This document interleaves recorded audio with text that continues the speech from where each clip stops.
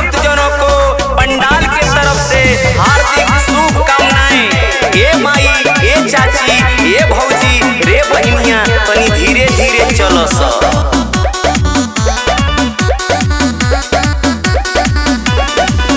गली बारी के दिले बड़ा धोखा, आइल बायो सो देखा फिर मौका।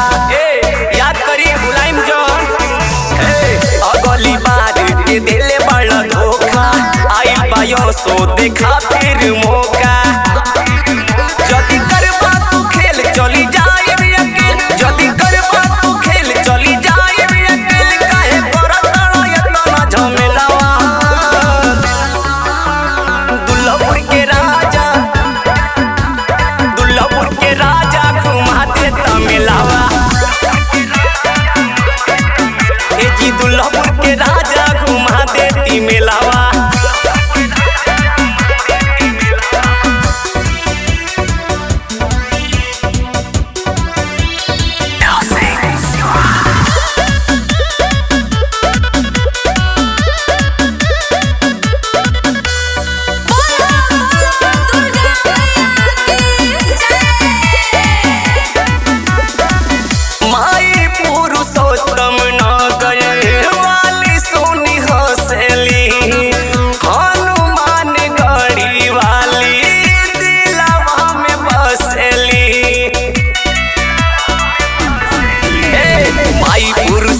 नगर वाली सुनी हंसली, हनुमान गढ़ी वाली दिलवा में बसली।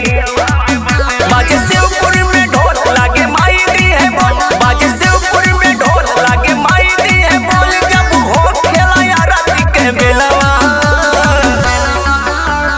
दुल्लापुर के राजा, दुल्लापुर के राजा घुमा दे तमिलावा।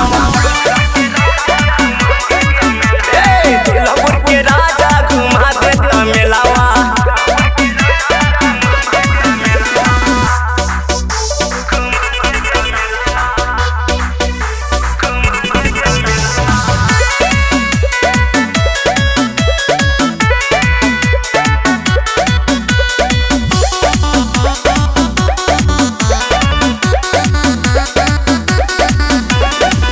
धामे मतेश्वरी के भीड़ बड़ी होला, काई के दर्शन खाए के चाट छोला।